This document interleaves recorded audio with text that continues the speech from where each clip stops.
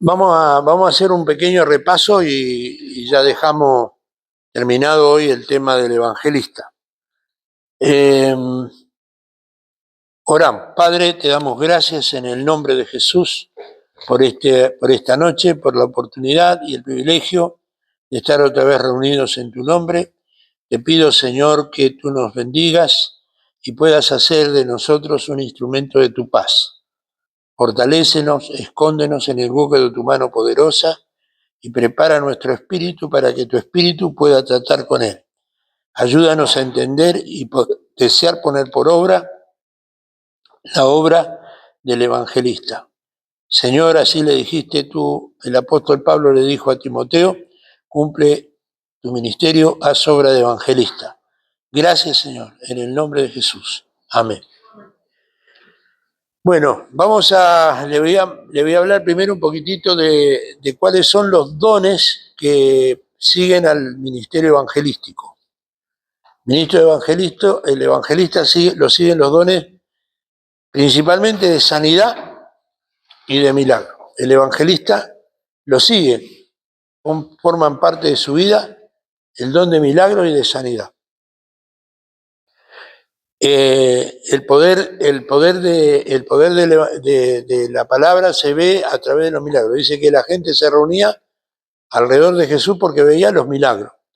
El apóstol Pablo, como evangelista, los milagros lo seguían. Todos los evangelistas, el primer evangelista del Nuevo Testamento, también dice que en Samaria la gente se admiraba porque veía los milagros. Entonces, uno de los principales dones del evangelista es el milagro. El de sanidad es diferente al don de milagro. ¿Cuál es la diferencia entre el don de milagro y el don de sanidad? El don de milagro es instantáneo, ocurre en el momento. Y la sanidad es progresiva.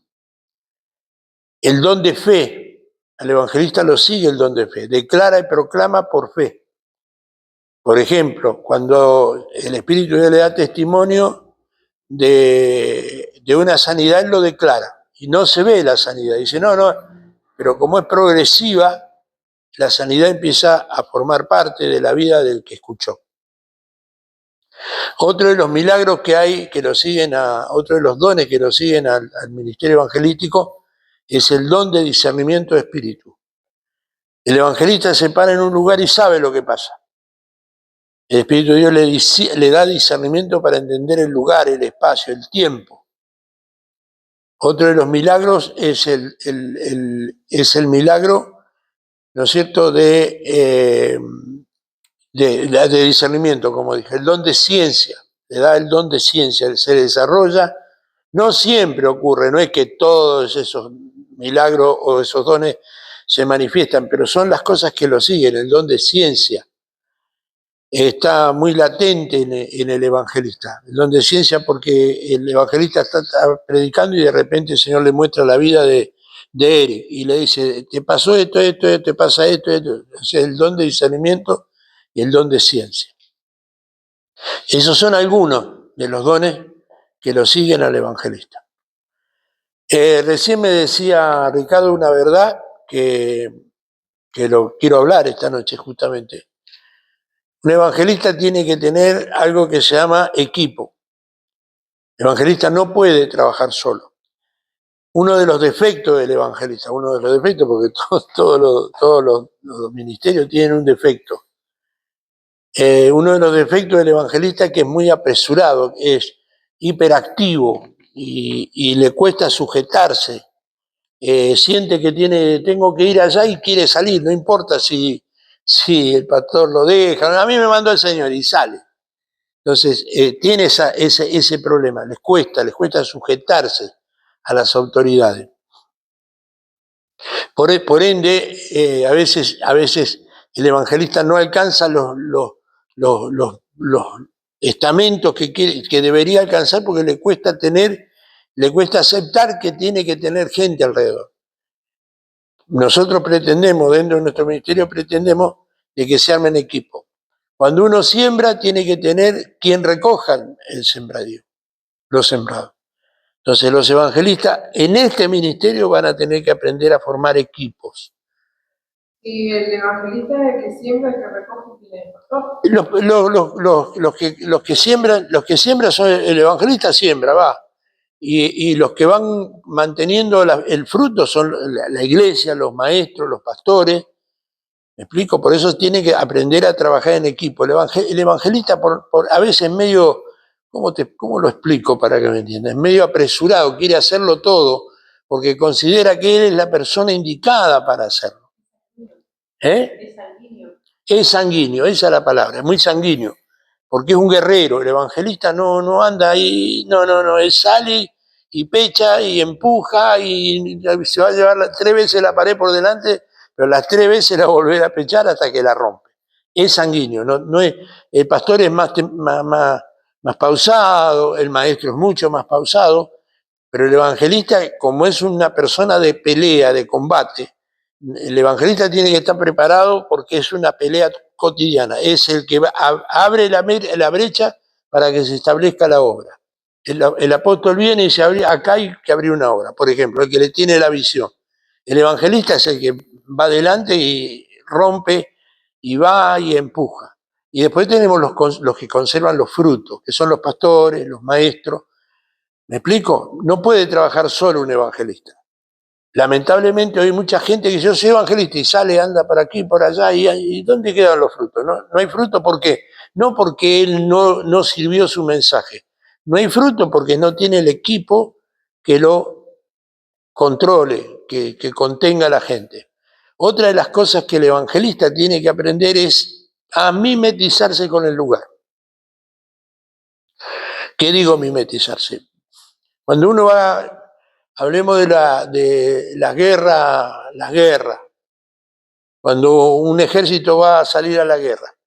Antes de ir a la guerra hay un grupo siempre en todos los ejércitos, que es los que, ¿cómo se llama? El equipo de inteligencia. Van y controlan, se mezclan, ven cómo se mueven, qué es lo que hacen. El evangelista tiene que tener, el equipo del evangelista tiene que haber personas que se mimeticen con la gente. El mejor ejemplo fue cuando fuiste a Junín. Exactamente. José te hizo una cartografía. Exactamente, eso. Entonces, por ejemplo, en Junín de los Andes, fue un equipo, fue el hermano José, fue y vio qué es lo que había, todo lo que pasaba en la ciudad, una persona que conoce, aparte de que vivía en la ciudad. Es como la prostituta, la Rahab de Jericó, ¿sí? Entonces, él vio, acá hay una bruja, acá hay un brujo, acá, y él hizo una cartografía. Esa cartografía se quedó Israel con esa. Entonces, nosotros cuando fuimos a hacer la campaña, yo sabía lo que había. Subimos arriba de las montañas y veíamos, como este siervo nos mostró toda la cartografía, sabíamos dónde había brujos, sabíamos dónde había curanderas, sabíamos dónde había personas que practicaban el aborto, sabíamos todo. Él nos había hecho un mapa de Junín de los Andes y todo marcado. Entonces íbamos y tomábamos posesión espiritual, porque a veces que nosotros vamos y vamos sin saber qué hay. Y eso es peligroso, porque no sabemos contra qué peleamos. Entonces hay reinados, hay potestades, hay principados, y uno tiene que saber con qué va a pelear. Y lo otro es conocer, no diga conocer, pero tener cierto conocimiento de cuáles son las actividades. O sea, a ver, ¿cómo te explico? ¿Qué tipo de música le gusta acá? ¿El hombre fuerte? ¿El hombre fuerte? El hombre fuerte o los gustos, para llegar con los gustos que ellos tienen. Por ejemplo, si yo voy a Córdoba y quiero ponerle música electrónica, van a sacar patada, porque no les gusta. Entonces tenés que meter música que sean cuartetero. La gente se acerca, porque la idea es la estrategia. ¿Me explico? Manejar la estrategia. Porque eso a la gente le llama la atención. Yo contaba hace bueno, vos no estabas, pero no sé si Nancy estaba. Cuando yo fui a trabajar a trabajar, a hacer la campaña de los 120 días. El pastor Marcelo Cueva contó de una experiencia que él tuvo. Él fue a un pueblo y no tenía músico. Y no sabía qué hacer para atraer a la gente, porque la música atrae gente. Dice que había un conjunto de eso. ¿Te acordás? Se llamaban los fantasmas, los calaveras, no sé cómo se llamaban, ¿no? Un grupo secular, de todo música cumbianchera, música así. Entonces él dice, ¿quiénes son estos? No, son unos músicos muy conocidos acá. Y él lo fue a buscar. Fue a hablar con el director del grupo. Entonces le explicó, dice, ¿sabés que yo tengo que hacer una campaña acá? Dice, sí, pero no tengo músico. ¿Vos que te animás a hacer la música? Y nosotros somos músicos. ¿Y cuánto cobrar? Ponele, 10.000 pesos por noche. Bueno, ¿y qué tengo que tocar? Entonces metió un montón de... Lo contó el pastor Cueva, Marcelo. Y puso un montón de música y estos estuvieron como una semana ensayando. Entonces después sacó una propaganda. Yo estoy contando lo que él me contó y lo creo, porque es un hombre de mucha visión. Ponele, creo que eran los fantasmas o los buitres. Sí. Esta noche comienza la gran cruzada de fe con los fantasmas y el pastor Marcelo Cueva. Y claro, y todo el mundo dijo, pero ¿cómo los fantasmas? Sí. Se convirtieron. Viste, le pagó, no sé, eran 5 días, son profesionales. Dice, bueno, yo te pago 10.000 pesos por noche, no sé si eran 10 o 10, 15, 20, no sé. La cosa es que se llenó el lugar, pero la propaganda salía, los fantasmas, no sé si era los... Pero por 10.000 pesos de hecho, por lo menos cambiar el logo. No, sí, así. Entonces puso los fantasmas y el evangelista Marcelo Cueva. Y la gente venía por los fantasmas, porque lo conocían. Era muy popular, era un rascabuche, ¿viste? Tampoco eran tan buenos músicos, pero no tenía músicos, le pagó para hacer la música. Algo parecido escuché que tiene que ver y no me alcanza.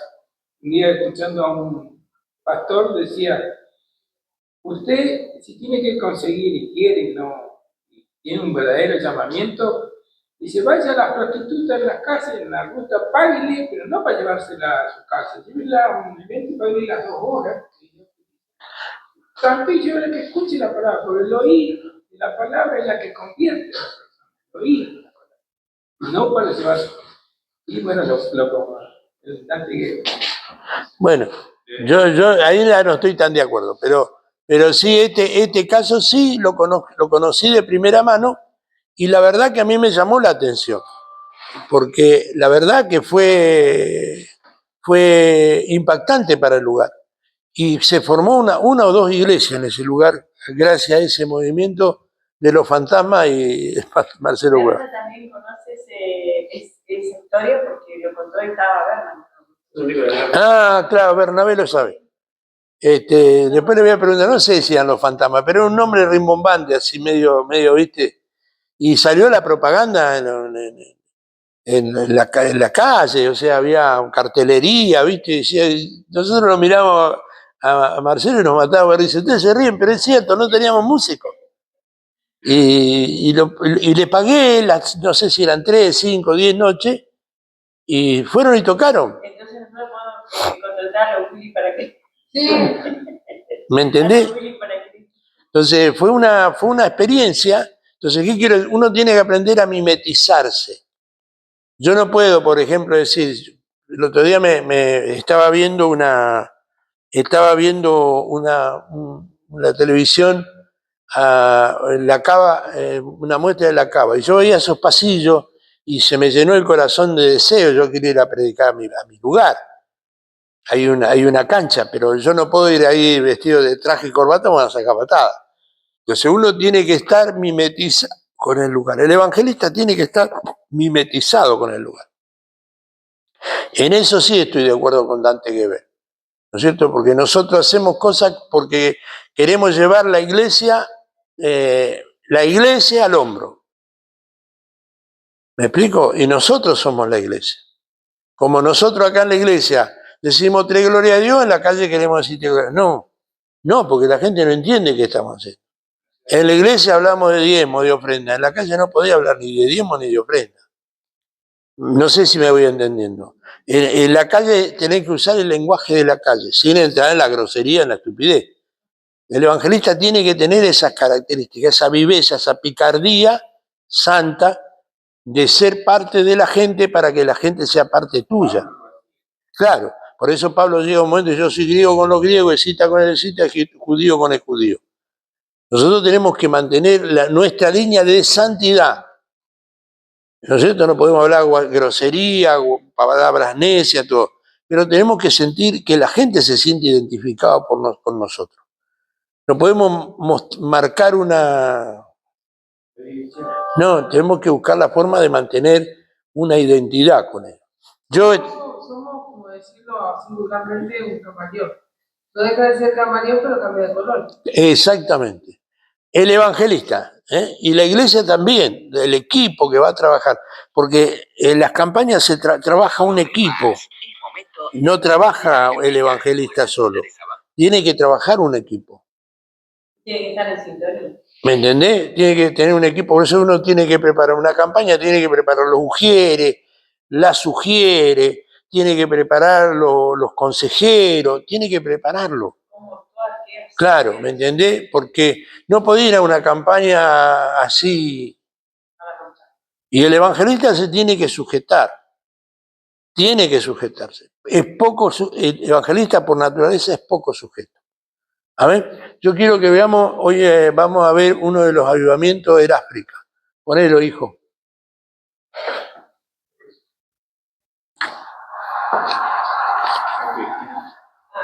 We all need a Savior. And his name is Jesus. You need Jesus. ¿Qué está predicando? Jesus wants to ¿Qué está get your heart here tonight. And he wants to walk with you after this meeting. He wants to walk hand in hand with you. Are you happy? La vida de Reinhard Bonnke es un brillante ejemplo de lo que Dios puede hacer con un hombre completamente consagrado a Él. ¿Qué hay ahí? Paralo casi, cuando yo te diga paralo. ¿Qué es lo que dijo? Pero ¿qué es lo que empezó? Empezarlo de vuelta. Yo quiero que vean porque esto nos va a enseñar cosas. Escuchen. We all need a Savior. ¿Qué necesitan? ¿Cómo es el nombre de Salvador? ¿Qué es lo que tiene que predicar un evangelista? Cristocéntrico. No puede predicar otra cosa. No puede, no debe ni cruzársele por la cabeza predicar otra cosa. ¿Qué predicó?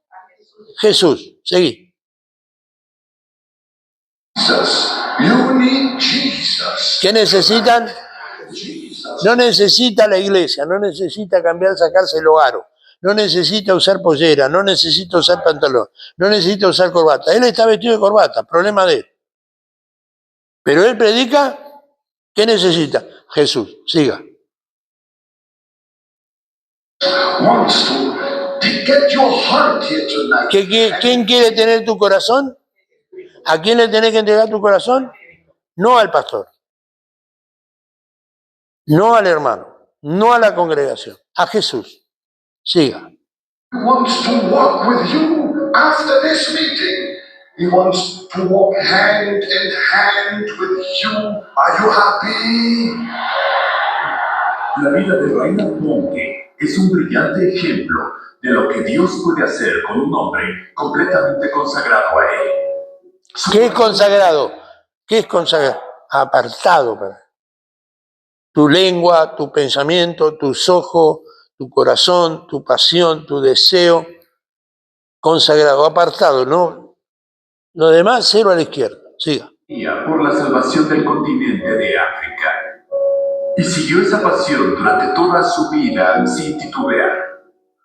Fue también un hombre de marcada integridad. Nunca hubo indicio o rumor alguno de ningún escándalo. Él decía que cuando era joven, Había orado, Señor, ayúdame a que me importe al principio lo que me importa al final. Cuando miramos atrás a la vida de este gigante espiritual, hay una abrumadora sensación de asombro y gratitud por una vida que dejó un impacto tan masivo en el mundo. Reinhard Bonnke era conocido como un hombre de profunda humildad. Aunque su plataforma era mundial, se tomaba tiempo para el individuo. No afirmaba tener ningún estatus especial, sino que se veía a sí mismo como un siervo. Entregó su vida a servir a los pobres en África y en todo el mundo con el Evangelio de Jesucristo. Reinhard decía No, déjalo. a menudo a las multitudes: si Dios... Ahí está, espera, páralo. ¿Cómo lo ve vestido ahí? Vestido de la cultura de la gente que vive ahí. ¿Se dan cuenta de lo que le digo? Tiene que aprender a estar mimetizado, porque la gente se identifica con lo que ve. ¿Se acuerda lo que yo le decía el otro día de Eliseo? Cuando Naamán fue a verlo, ¿qué es lo que esperaba? Que saliera y lo atendiera, aunque sea que lo tocara. ¿Qué es lo que espera la gente? Porque nosotros no podemos pretender que tengan fe en Dios, porque están muertos. No sé si me explico. Están muertos. Entonces, ¿quién es el cuerpo de Cristo acá en la tierra? ¿Y quiénes son la iglesia? Tienen que ver en nosotros a Jesús, porque a nosotros nos ven, a Jesús no lo pueden ver. Entonces, este hombre, si te fijas bien, te vas a dar cuenta que el tipo se mimetizó, él es un alemán. ¿Qué tiene que ver con la ropa de África?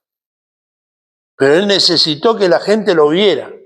Esta es una estrategia, no es que siempre te tenés que vestir como te visten los demás. Es una estrategia, entendámoslo. El evangelista tiene que usar estrategia. Si vas al campo y el paisano anda todo de bombacha, ¿cuál es el problema? Ponete una bombacha. ¿Me explico? Si vas a hacer una campaña de campo, no te podés ir de smoking, aunque estés acostumbrado a usar smoking. Sí. Entonces puede usarlos a ustedes 10 veces. En otras palabras... Fíjense, espera un cachito. Un minuto, un segundo para atrás. Reinhard decía a menudo a las multitudes: si Dios puede usar a Bonnke, entonces puede usarlos... Ahí, páralo ahí. ¿Cómo ves su ropa? ¿Qué quiere decir eso? ¿Te acuerdas lo que le decía el miércoles pasado? Si usted llama, sí, porque el Señor lo va a salvar. Está diciendo verdad. Pero si no le pone pimienta al Señor te va a salvar, la gente no te entiende. Es algo que vos sabés y la gente no sé si sabe. Vos lo podés decir, pero si vos le ponés pasión, la gente se mimetiza con tu pasión. Siga. 10 veces. En otras palabras, explicaba que cuando Dios llama, no se trata tanto de nuestra capacidad, se trata más de nuestra disponibilidad ante su voz. ¿Qué cosa? Su consejo. Disponibilidad. No se trata tanto de nuestras palabras, lo que decimos, sino nuestra disponibilidad. Siga. Fuera, simplemente diga sí. Entonces, paso a paso, día a día, haga todo lo posible por seguir obedientemente su guía. I was dreaming. I saw a huge mountain. Ahí, párelo. ¿Se acuerdan el otro día que yo le decía que yo estoy yendo, nosotros estamos yendo, hemos ido, no voy siempre, pero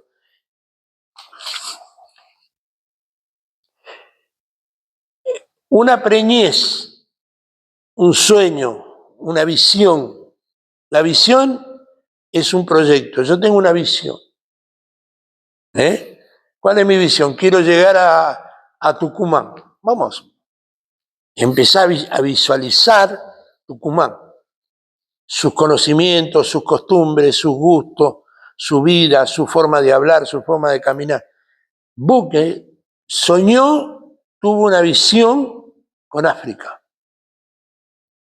Se embarazó de África. Quiero esto. Y no sé si es que dice, o me das el África o me muero. Pero una de las cosas que el evangelista En realidad la iglesia tiene que tener esto, pero estamos hablando del ministerio evangelístico. El evangelista tiene que tener, hay mucha gente que dice, sí, porque yo quiero predicar, voy a predicar, y se cree que es predicar nada más. El evangelista tiene que tener en su corazón el sueño, visión de futuro, África. Yo quiero África. ¿Me explico? Entonces, este es un hombre que tenía la visión de África. Estamos hablando de África, estamos hablando de millones de personas. Una cuarta parte de la humanidad. Siga. And then the next thing was Africa became washed in the precious blood of Jesus. Él logró, fíjese, él logró a través de su visión que África, ¿qué pasara con África? Fueron lavados con la sangre. Usted y yo podemos lograr que un barrio sea lavado con la sangre de Cristo. Wesley logró en Nueva Inglaterra, no tuvieron una revolución, para una revolución de Nueva Inglaterra. Wesley caminaba y la gente se iba cayendo por el poder de Dios. ¿Pero qué? ¿Para para Wesley nomás o Moody? Es tener una visión, el sueño, un anhelo, sí. North and from west to east. And I heard a voice cry. That voice was something extraordinary. I'm sure it was the voice of the Holy Spirit. Era la voz del Espíritu Santo. Era la voz del Espíritu Santo. Él no hablaba, era tanta, que es lo que hablábamos, lo que decía al principio. Estaba consagrado. Y él, Jeremías, creo que es capítulo 15 o capítulo 16, si separaras lo santo de lo vil, serás como mi boca. Él logró ser como la boca de Dios. Y nosotros tenemos que hacerlo. Esa es la idea. Siga. Africa shall be saved. África será salva. Fe. Y hablaba recién que uno de los dones del evangelista es el don de fe. Was like I woke up. I said, oh, that is wonderful. The Holy Spirit was in the bedroom. Gloria a I Dios. felt the anointing. Reinhard creció como el niño ignorado en su familia. Dios usó ese dolor para sensibilizar su corazón a la gente ignorada del mundo. A ver, espera un cachito, ahí está. Aquí, ¿quién era en la familia? El cañito. El que no, el cañito, fulano, este. Es que Dios usa, Como el Dios, el rey que utilizó, que fue Isaías ¿cómo se llama? El odre de aceite. no, sí, a David. A David. Dios usa, y una de las cosas que nosotros, y si ustedes lo escuchan, hay otros videos de él. Él se siente que no, si Dios no hubiera estado en él, no haría nada. Mantuvo ese estatus de nivel de humildad. Siga. Él sabía que Dios amaba a todos, incluyendo a aquellos cuyos nombres nadie nunca celebrará. Tenía un amor especial por África, donde vivió por muchos años y donde la mayoría de su ministerio se concentraba.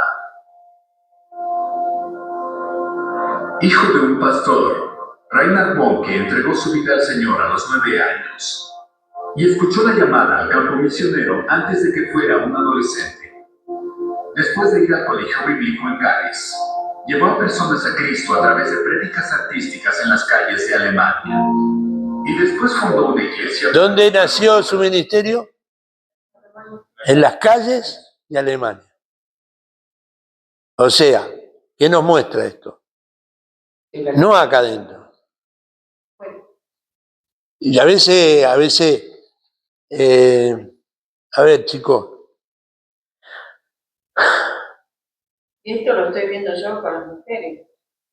Estamos yendo a las casas, que no es la calle, pero es la casa. pero a ver, ¿sabe que un mensaje evangelístico sencillo, cuando uno va a comprar, cuando uno va a hacer algo, no hace falta predicar, hablar de que el Señor, no, simplemente con una actitud de bonomía, alcanza. Porque das pies a una pregunta. A veces pienso, no digo que pasa con ustedes, pero sí creo que eso tiene que cambiar en nosotros. Si no está ocurriendo, tiene que empezar a ocurrir. Voy a cargar nafta, los que tenemos auto. ¿Cuánto le ponemos? 10.000 pesos, jefe. ¿Cómo está? Bien, gracias a Dios. Dios lo bendiga. Cuando te vas, Dios te bendiga. La persona que escuchó el Dios te bendiga va a aprender qué le pasa. Porque no es común. Tenemos que hacer algo que no es común en la gente, mostrando que nosotros no somos uno más del montón. Y esa pequeña frase se va a producir en él algo diferente. Y ahí tenés el caso del vecino Rubén. El vecino Rubén no me podía ni ver a nosotros. Y empecé a ir y cuando iba, ¿cómo está, vecino? Acá estamos. Y usted, próspero y bendito. Al otro día iba a comprar, ¿cómo está, vecino? Bien. Y usted, próspero y bendito. Pasó no sé cuánto tiempo y no sé qué pasó en su casa, hasta que un día le digo, ¿usted cómo anda, vecino? Igual que usted, próspero y bendito. No le prediqué. A mí me dice el de enfrente, chico de frente, ¿cómo anda, Ricardo? Gracias a Dios, casi. Yo le he dicho tantas veces que ahora nos veo por la calle, amigo, ¿cómo anda? Casi perfecto, lo aprendí, gracias a Dios, casi perfecto. Lo aprendí y lo grita de una calle a la otra en cualquier lado. Gloria a Dios. Bueno, a ver, siga. Dios fue pastor de esa iglesia por muchos años antes de seguir a su llamado a África. Empezó en el sur de África como misionero. Fue ahí, en el pequeño reino montañoso del Soto, que Dios puso en su corazón la visión del continente de Para un cachito, páralo. ¿Qué fue lo que dijimos que el evangelista tiene que salir del lugar seguro? Él estaba cómodo. Pero cumplió su llamado y salió a donde era muy difícil. África no era. Siga. lavado en la sangre preciosa de Jesús. Un continente entero, desde Ciudad del Cabo a Cairo, desde Dakar hasta Djibouti, que necesitaba ser alcanzado y escuchar la proclamación del Evangelio y sus señales. ¿Qué marcaba? El Evangelio. Entonces, el evangelista, la iglesia, tiene que hablar de las señales. ¿Cuáles son las señales? Impondrá las manos sobre los enfermos y los enfermos. ¿Por qué no hay milagro? ¿Por qué no hay sanidad? ¿Por qué no hablamos de eso? No hablamos. Es poco lo que hablamos de los milagros, de la sanidad. Lo digo por lo que pasa acá en la iglesia. No hablamos de eso. Y tenemos que empezar a hablar porque es parte del evangelio. La sanidad y los milagros son la herencia de los hijos de la iglesia. Sí, a ver. Empezó haciendo reuniones en una carpa donde podía acomodar apenas 100 personas. Conforme fue incrementando la asistencia, se tuvieron que construir carpas más y más grandes, hasta que por fin, en 1984, encargó la construcción de la estructura móvil más grande del mundo en ese tiempo. Una carpa capaz de albergar 34.000 personas. Pronto, el número de invitados excedió incluso la capacidad de esa enorme estructura y comenzó campañas del evangelio al aire libre, con una reunión inicial de más de 150.000 personas.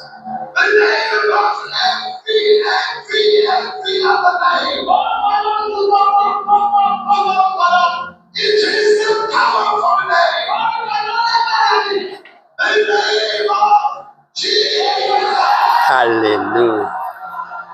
Gloria.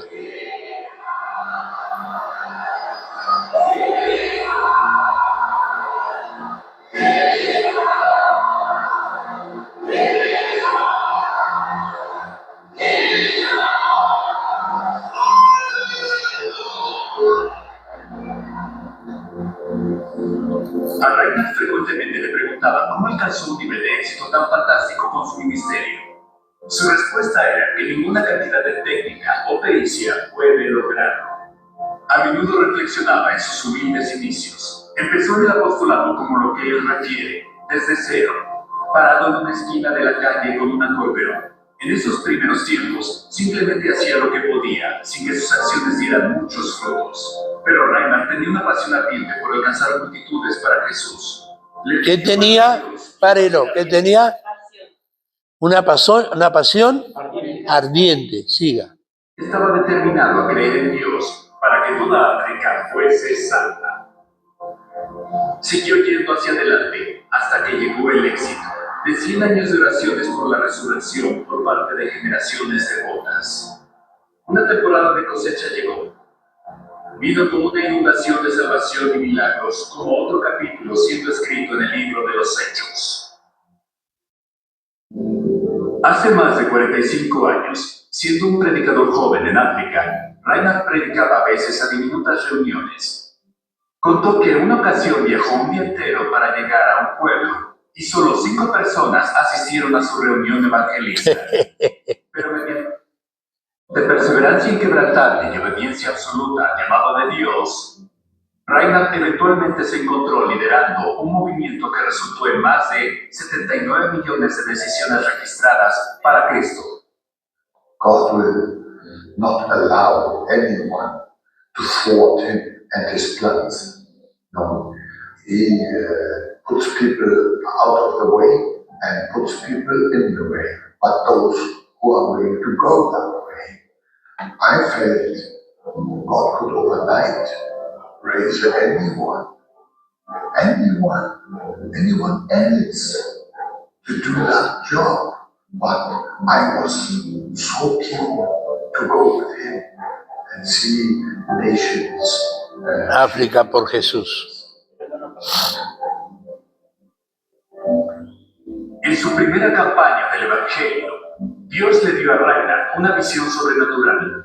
Vio lo que parecía ser una gran ola de agua cristalina moverse a través de un estadio de un lado a otro. Conforme se movía, todos los que se encontraban debajo de ella eran llenados con el Espíritu Santo. Era un bautismo masivo en el Espíritu Santo. Reinhard lloró como un niño y se dio cuenta de que este desbordamiento del Espíritu era lo que se necesitaba para romper el control del diablo.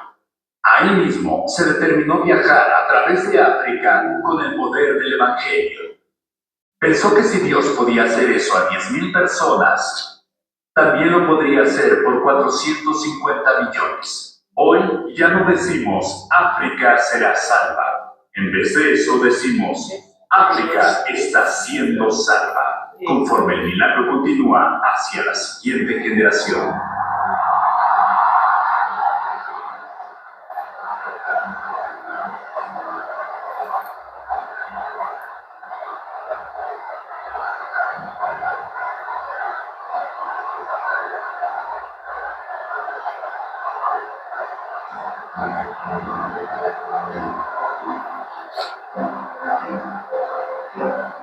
You may be a housewife, a grocery clerk, a policeman, a teacher, a student, a secretary, a delivery person, a fry cook, a pastor, an executive. Look in the mirror. The Great Commission is for you. If you belong to Jesus, God is preparing a platform for you. He will gather your crowd, great or small, from one lost soul to a desperate crowd of millions. It does not matter. The message is the same. If you know Jesus, you know it as well as I do. We are running stride for stride now. Here is the button. Take it and run your race. Can you see the day of harvest lies before you? The revival flame is igniting across the southern hemisphere, once called the Third World, and now into India, China, and the ocean islands. Christ is striding through the earth. Mere religious forces have no answer for him. He is our message. Scholars say, why does the African harvest not happen in Europe or America? I say, why not in Europe and America? The ground is never too hardened. Africa, for 2 centuries, did not yield a harvest, though the noblest of God's servants sowed the seed there. The dark continent became the graveyard of Christian workers, more difficult than America or Europe today. But in our time, we have seen the tide shift, as it has also shifted in South America and the Orient. If the tide can shift bear. It can also rise like a great tsunami to overflow America and Europe once again. I believe it. Dare to believe it with me.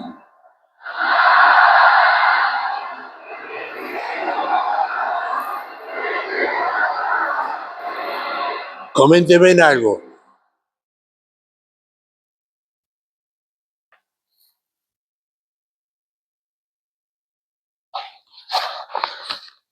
Esto no es para algunos, ¿Qué tiene para decir? que no es para alguien, es para todos. Y ahí nos damos cuenta de lo que estamos fallando. Pero ¿qué les enseñó? ¿Qué les enseña esto?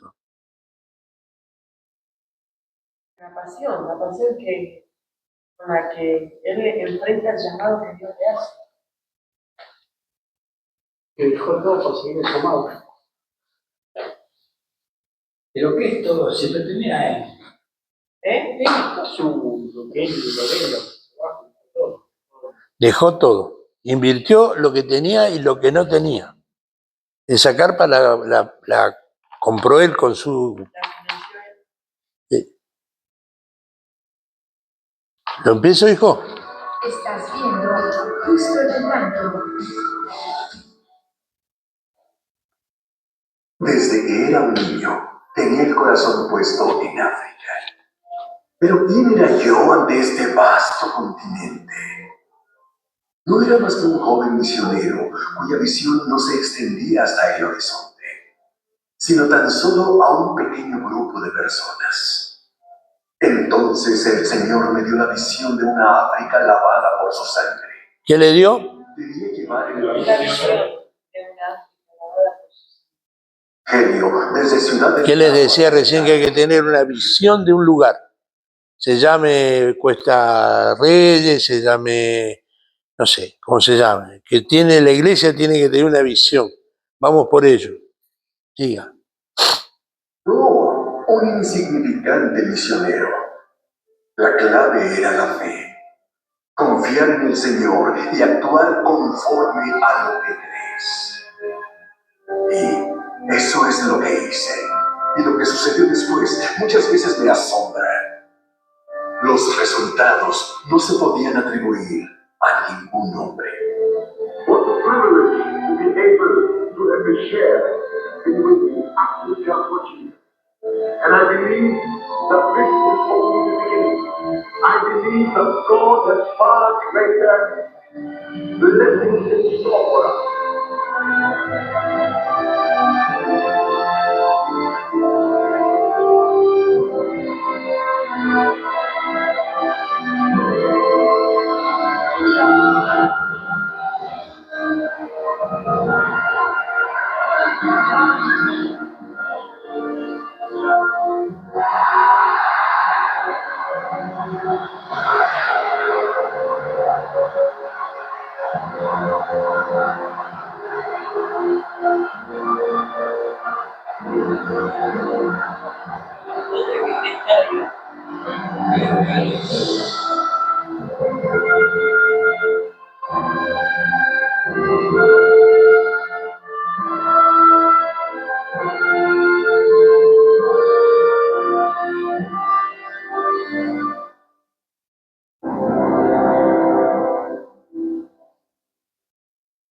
En Juan 20, versículo 29, Jesús dijo: Bienaventurados los que no vieron y aún así creyeron.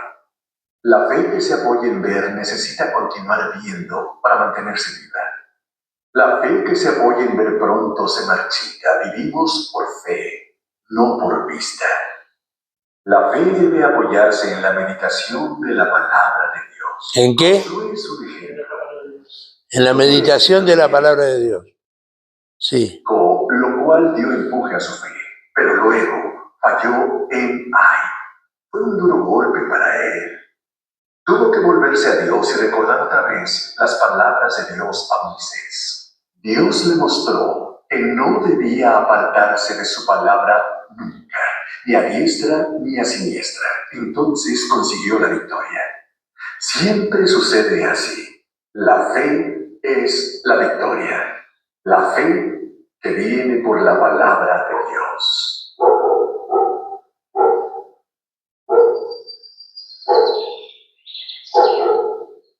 Dios me había llamado cuando era niño para que un día fuera misionero en África.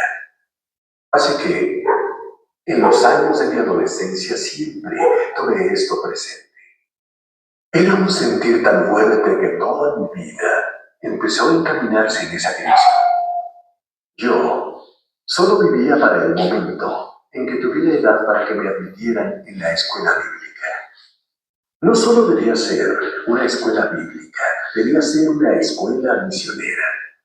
Y cuando tenía 19, los jóvenes de mi iglesia hicimos un viaje especial a Inglaterra. Nos había invitado a una iglesia de Liverpool. La pasamos muy bien ahí, en Liverpool. Uno de los pastores se me acercó y me dijo: Reinhard, ¿a qué te vas a dedicar en la vida? Yo le respondí: tengo un llamado de Dios. Voy a predicar el Evangelio en África. Y él dijo: oh, conozco una fantástica escuela bíblica misionera. Deberías ir y asistir a ella. Y me dio el nombre. Y como yo tenía ese llamado misionero, y esta era una escuela misionera, sentí que era la combinación perfecta. Hice la solicitud para ser admitido como estudiante, pero me rechazaron. La razón: que no hablaba inglés. Nada de inglés. No era capaz de llevar una conversación. Entonces, yo me sentí muy desanimado. Ay, pensé, ¿acaso no escuché bien a Dios? El punto es que en esa época mi padre, pastor en el norte de Alemania, recibió a un predicador de Gran Bretaña. Aquel hombre dijo: ¿qué hace Reinhard? Oh, respondió mi padre, acaba de hacer la solicitud para ir a una escuela bíblica y lo rechazaron. Oh, dijo el hombre, conozco una escuela en Gran Bretaña y es excelente. Y mencionó aquella misma escuela, la misma escuela que acababa de rechazar mi solicitud. Mi padre dijo: no, ahí no lo quiere, lo rechazaron. El hombre dijo: no, conozco al director en persona, le escribiré. Escribió y cambiaron su decisión. Me aceptaron. Cuando llegué a la escuela, descubrí que la fe no solo se enseñaba en un salón de clases, con una pizarra y una pequeña tiza, sino que la fe era su estilo de vida, la vivían. Por ejemplo, el director entró en la reunión de oración y dijo: este viernes tenemos que pagar la factura del carbón. Son 1000 libras. No tenemos dinero. Oremos y confiemos en que Dios nos provea. Y yo enseguida pensé: ¿cómo va a suceder eso? ¿Cómo funcionará? Llegó el viernes y entró el director y dijo: Dios respondió a nuestra oración, Dios nos ha librado. Ese era el término que siempre utilizaba. Y yo dije: vaya, yo también quiero convertirme en un hombre de fe. Hacían hincapié en eso, decían: esta es la escuela de la fe. Si aprendes a confiar en Dios en la escuela, confiarás en Él en cualquier parte del mundo. Y yo dije: quiero convertirme en un hombre de fe. Quiero aprender esta lección. Y creo que fue la más preciosa e importante lección que aprendí en ese lugar. Así que, ¿por dónde empiezo? Pensé: antes de poder confiar en Dios para que supla mis necesidades, tengo que regalar todo mi dinero. ¿Cómo me va a proveer de algo que no necesito? Así que había un misionero allí, no sé cuántas libras llevaba yo encima, unas 20 o algo así, y pensé: voy a darle 19 libras y me voy a quedar con una sola libra como reserva por si necesito de urgencia pasta de dientes. Así que le di a aquel misionero 19 libras y yo solo me quedé con una libra. Luego empecé a orar y el Señor dijo: no, ¿Y la libra que conservaste? Yo dije, es para pasta de dientes. Él dijo, no confías de verdad en mí. Esa libra es la prueba de que no confías de verdad en mí. Perdónanos, Señor. Entonces me deshice de esa libra. Dije, Señor, ahora sí, no tengo nada, lo he dado todo y quiero aprender a confiar en ti. Y recibí una invitación para ir a predicar a un culto para niños en la playa. Y en aquellos días cuando te invitaban, jamás te pagaban ni un penique, ni siquiera el viaje. Así que compré el boleto de ida, pero no el de regreso. Le dije a uno de mis colegas, un amigo mío de ahí, le dije, vamos juntos. Y él dijo, no puedo pagar el viaje. Yo dije, solo tengo para el boleto de ida de los dos, vamos. Y luego, ¿qué? Él dijo. Yo respondí, confiemos en Dios para el regreso, probémoslo a ver si funciona con nosotros como con el director. Fuimos a la playa, tuvimos un pequeño culto infantil maravilloso, se acabó todo y yo me despedí. Y me dirigí hacia la parada de autobús. Y a cada paso oraba, oh Señor, por favor envíe el dinero que necesito el boleto de regreso a la escuela, porque no me atrevo a llegar tarde. Eso fue lo siguiente. Por favor envíe el dinero. Y de pronto vi al pastor de una de las iglesias grandes de allí. Yo lo conocía y él a mí. Y cuando me vio, dijo, hola muchachos, ¿cómo están?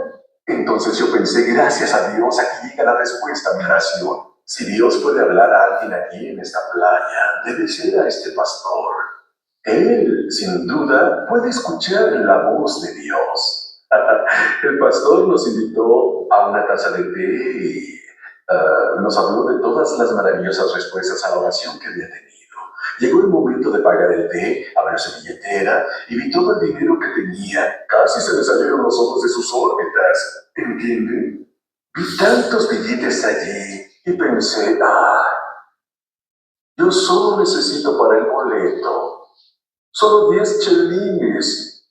No me dio nada. Yo no dije nada, claro. Quería aprender a confiar en Dios y no en el hombre. Entonces nos levantamos y nos dirigimos de nuevo hacia la parada. Ya era hora de regresar. Y yo oraba, Señor, ¿dónde está el dinero? Necesito el boleto de regreso. Necesito el boleto de regreso. De pronto, una mujer llegó corriendo, doblando la curva, y me tomó del brazo, puso algo en mi mano y dijo, toma esto es para ti. Entonces abrí la mano y era lo justo para comprar los boletos de los dos. Esta era mi primera respuesta a la oración con respecto a la provisión. Y pensé, he aprendido una poderosa lección. No era el dinero realmente. El dinero viene y se va. El dinero no es nada.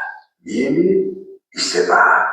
Pero esa experiencia es indeleble en mi corazón y mi vida. Y me di cuenta de que si Dios puede suplir mis necesidades en un país donde nadie me conoce, también puede hacerlo en África, donde tampoco me conocen.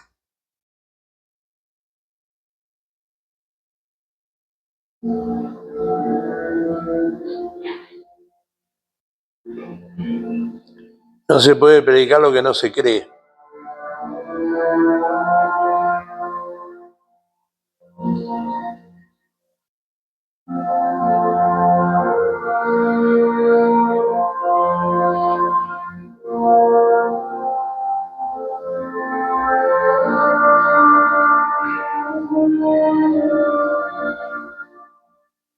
¿Dónde está parado la madera de la montaña?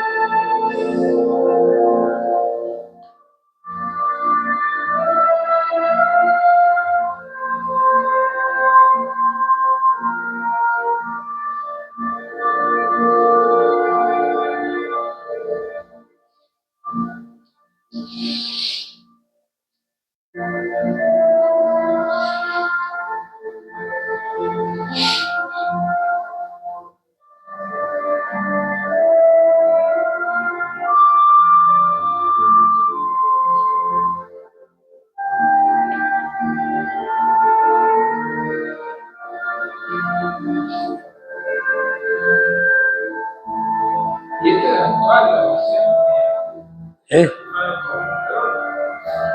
No sé, realmente no sé. Pero a ver, así de alto. No, pero la verdad salieron ahora, murió en 2019.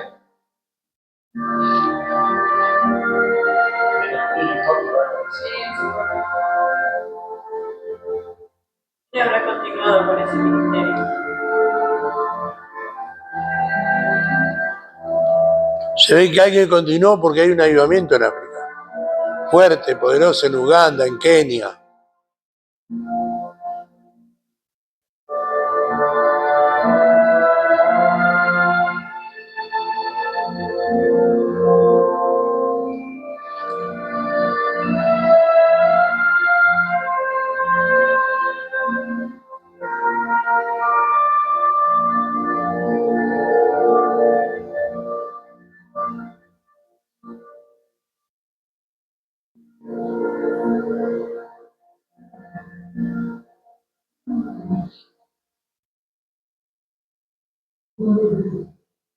En Lucas 17:5 los apóstoles dijeron al Señor, aumenta nuestra fe.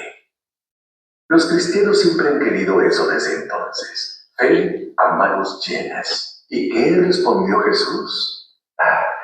Si tuvierais fe tan pequeña como una semilla de mostaza, podríais decir a este sicomoro, desarráigate y plántate en el mar, y os obedecería. Esto debió dejar perplejos a los apóstoles. Tenían una gran fe, pero Jesús hablaba de la cosa más pequeña que conocían. ¿Nunca han visto un grano de mostaza? Puede que necesiten lentes para verlo. La gente a quien Jesús hablaba conocía muy bien las semillas. Era una sociedad agrícola. Jesús hablaba en su lenguaje agrícola. Hoy tenemos El lenguaje agrícola. Tecnológica y nuestras expresiones son científicas. Hoy Jesús usaría nuestro lenguaje habitual. Jesús habló hace 2000 años sobre el grano de mostaza, una cosa diminuta de enorme potencia. Tal vez hoy el Señor pondría el microchip o el fusible como ejemplos de su enseñanza. Si tuvieras una fe tan pequeña como un fusible eléctrico, podrías trasplantar un árbol de la tierra al océano. Como el grano de mostaza, el valor de un fusible no es su anchura o longitud. La clave es la conductividad. La fe transfiere el poder de Dios al lugar donde se necesite. Déjenme ponerles este ejemplo. Las grandes líneas eléctricas que se extienden por todo el país llevan tal vez 110,000 voltios en un solo cable. Día y noche, enormes turbinas alimentan la inmensa red de suministro eléctrico. Luego, en nuestras casas, un diminuto cable es muchas veces la diferencia entre la luz, el calor y la energía. Y sentarse en una habitación oscura y fría. La conexión vital es el fusible. Un fusible está hecho de metal, por ejemplo, plata, que ofrece baja resistencia a la corriente. Baja resistencia significa alta conductividad. Traducido a lo espiritual, cuanto más baja sea nuestra resistencia a la palabra de Dios, mayor será el poder. Cuanto más alta sea nuestra resistencia y La fe de niño. a la palabra, más bajo será el poder operativo de Dios. Un fusible con alta resistencia o no llevará energía alguna, o estará a punto de estallar. Si decimos que creemos en la palabra de Dios, pero la desobedecemos, negamos nuestra fe. Hace estallar el fusible. El poder de Dios es escaso cuando la palabra de Dios significa poco para nosotros. entre otras verdades, hay una que es absolutamente sin contradicción, que el cristianismo es una religión de poder o no es nada. Para ser creyentes deberíamos saber en qué creemos y a quién creemos. La lección más básica es que debemos tomar la palabra de Dios al pie de la letra. Sin conocer su voluntad, la fe es imposible. La palabra es la voluntad eterna de Dios. Cuestionar la Escritura es cuestionar la única guía que tenemos y cuestionar a Dios. Y así, como vemos, nuestra fe en la palabra de Dios es directamente proporcional al poder de Dios que transmitimos.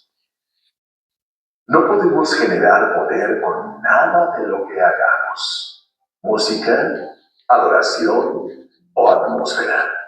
Incluso es imposible que los cristianos se agrupen en su nombre sin que Cristo esté allí en poder. Si fuera nuestro trabajo producir el poder de Dios, nosotros seríamos los generadores de poder, pero Cristo nos dio poder. No somos llamados a ir al mundo entero con nuestra pequeña central eléctrica para que la gente piense que somos maravillosos. Podemos exhibir nuestros dones personales y dejar a todos deslumbrados durante una hora, pero nuestro generador enseguida se quedará sin combustible y empezará a toser y se extinguirá. Nosotros no somos generadores, sino conductores. Jesucristo es la plenitud que todo lo llena en todo. Somos canales, no la fuente. Dios no necesita nuestros dinamos de energía. Él ya tiene los suyos. Son dos aquí en la tierra: la cruz y el sepulcro vacío. El poder fluye con fuerza de esas dos fuentes, día y noche, sin apagones ni averías. El voltaje es infalible y muy fiable. No hay un flujo variable del Padre de las Luces en el cual no hay mudanza. Este es nuestro equipo completo. Las energías espirituales de la cruz y la resurrección. Las líneas eléctricas de la palabra de Dios. El fusible de nuestra fe. La conexión vital. La grandeza de Dios. La grandeza de la obra de Cristo. La grandeza de la palabra de Dios. Todo está ahí. Pero sin una fe tan pequeña como un fusible, de nada sirve toda esa grandeza. El circuito se interrumpe. El puente de energía se desactiva. Si falla el fusible de la fe, la dinámica de Dios es desactivada y aquellos a quienes predicamos la rechazarán. Toma la palabra, introduce el fusible de la fe y el poder de Dios fluirá. Habrá luz, calor, energía, salvación, sanidad, fuerza y bendición. Nuestra fe no es una sensación impresionante que todo el mundo ve con asombro. Es el fusible oculto. Pero por él, las energías del cielo fluyen al mundo.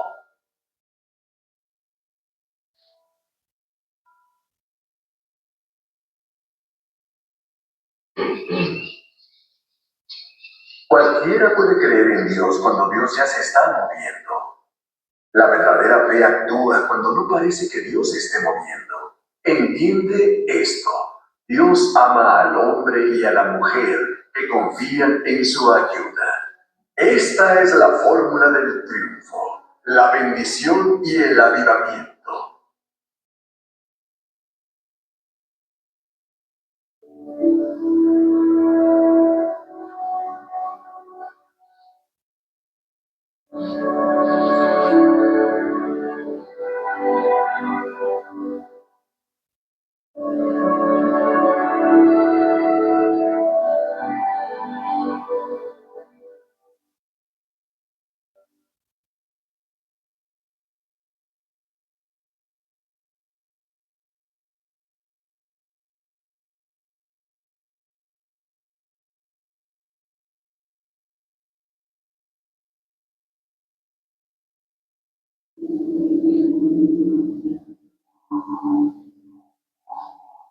El mejor ejemplo en la Biblia de incredulidad temerosa y fe valerosa duró 40 años.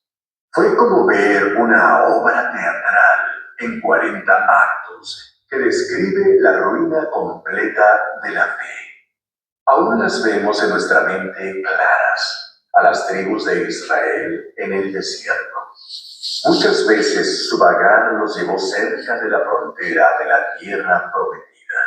No era que no creyeran que podían entrar. Sabían que tenían derecho porque Dios les había dado la tierra a ellos. Estaban plenamente convencidos. Hasta ahí, su fe era perfecta. Pero su fe tenía un defecto fatal. El gusano del miedo vivía en su interior. Su fe era inútil mientras tuvieran temor. Por eso la mayoría jamás entró. Tenían pánico. Murmuraban por su suerte, pero no tenían suficiente fe para cambiarla. Se quejaban en lugar de hacer algo. Hoy se está hablando Ramírez.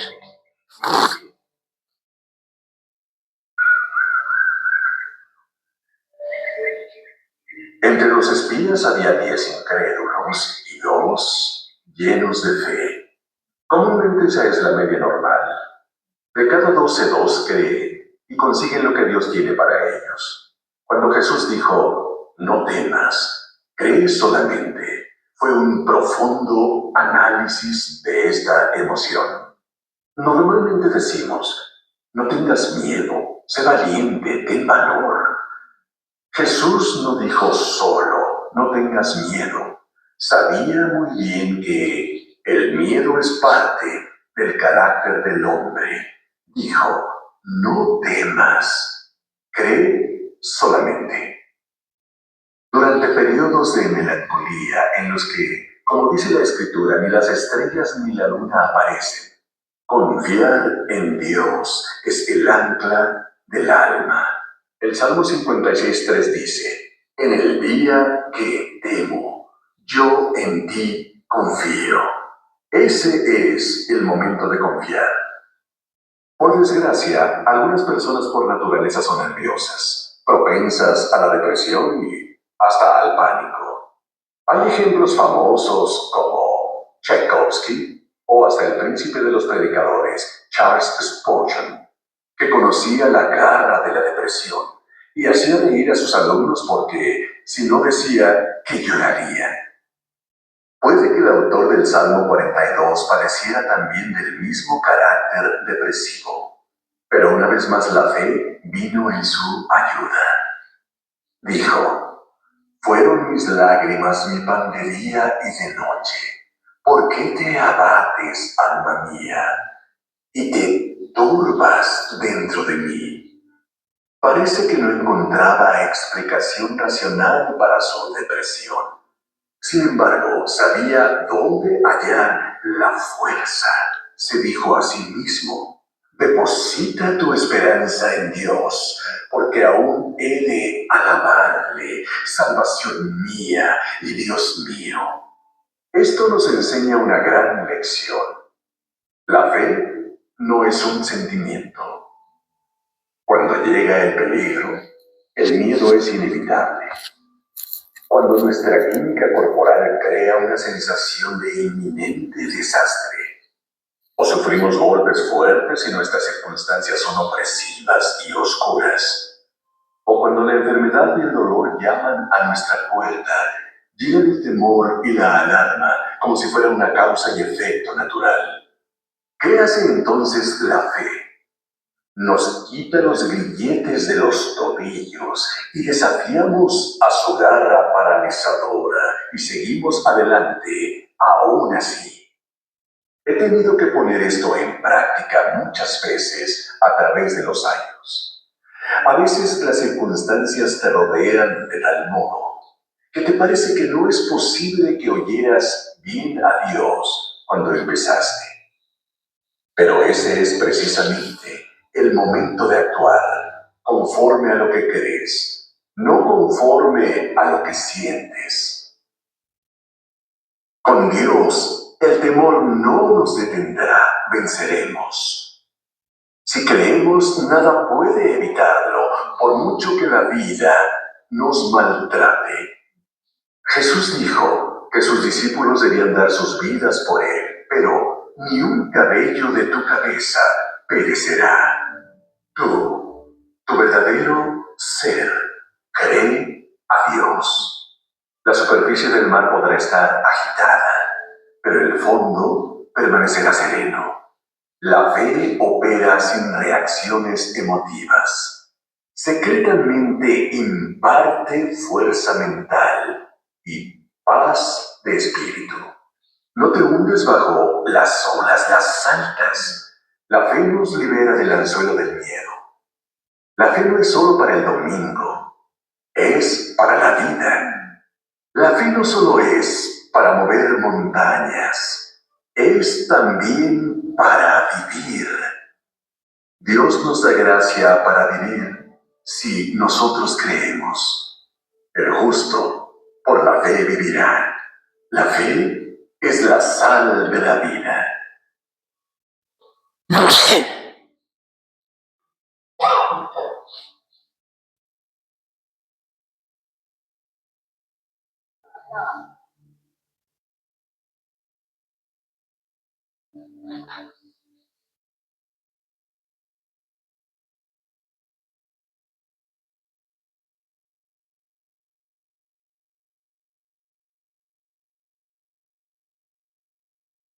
Según nuestro llamamiento y área de servicio, Dios nos da fe.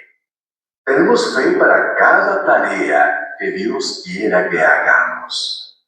No leemos que Smith Wigglesworth dividiera el mar como Moisés, ni que éste sanara a los enfermos como Wigglesworth. No leemos que Jorge Müller hiciera venir fuego del cielo, ni que desafiara al monarca en su trono como Elías. Pero Elías no alimentó a 2000 huérfanos por fe. Si hemos de mover montañas, tendremos fe para hacerlo, pero no hasta entonces.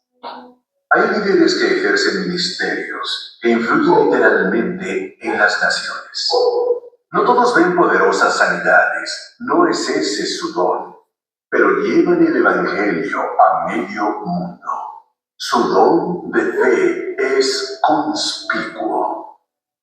Amigo mío, aunque trabajes anónimamente en algún remoto rincón del mundo, en ti también actuará el mismo don.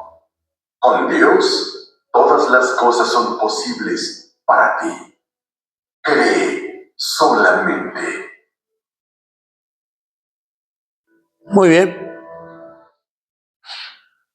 ¿Qué opinan?